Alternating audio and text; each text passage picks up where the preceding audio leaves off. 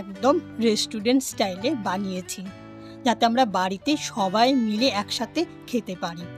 একটি রোলে যেই খরচ, সেই খরচ দিয়ে আমরা বাড়িতে রোল বানিয়ে খাবো। তাওয়া পনির রোল। নমস্কার, আমি পলাশ বলছি। পলাশ কিচেন বেঙ্গলে আপনাদের সবাইকে স্বাগত। আমি 3টে রোল বানিয়েছি, সেই হিসাব করে উপকরণ নিয়েছি। আপনারা আপনাদের হিসেব মতো করে উপকরণগুলো নেবেন।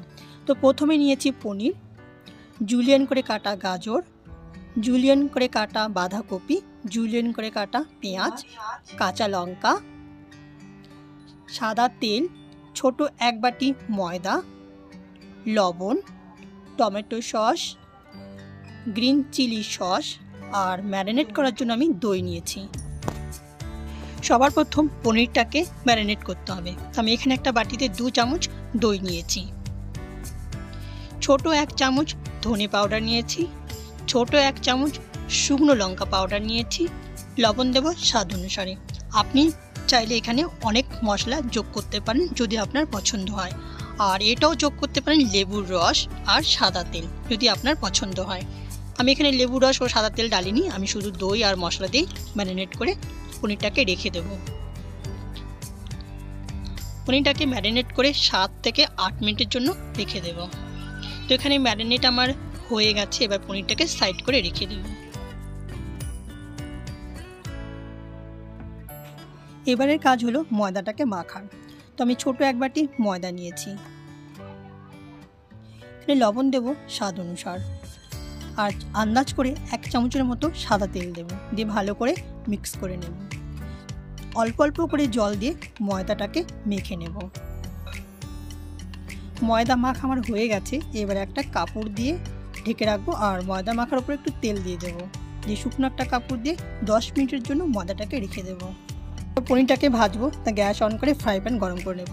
ফ্রাই প্যান গরম হয়ে গেছে, 3 চামচের মতো সাদা তেল দেবো, দিয়ে সবার প্রথমে পনিরটাকে হালকা করে ভেজে তুলে নেব।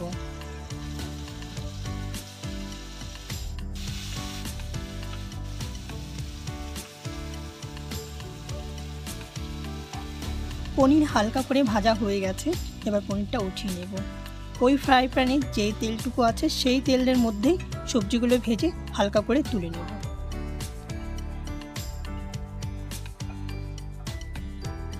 সবজিগুলো খুব ভাজবো না, ভাজতে 3 থেকে 4 মিনিট সময় নেব, যাতে সবজিগুলো একটু শক্ত শক্ত থাকে।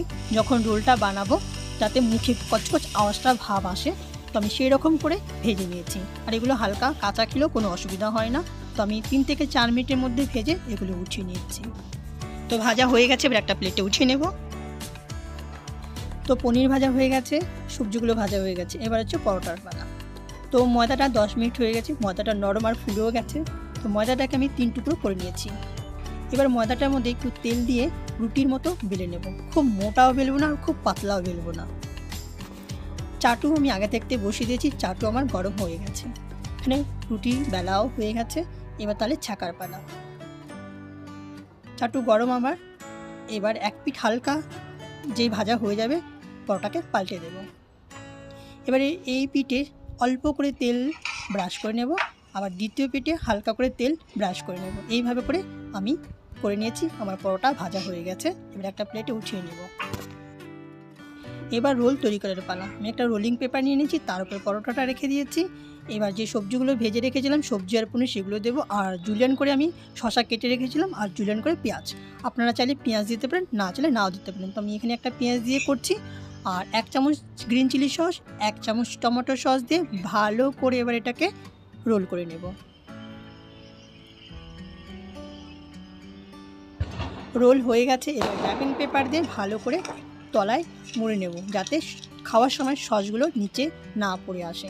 তো এখানে আমার রেডি খাওয়ার জন্য তাওয়া পনির রোল।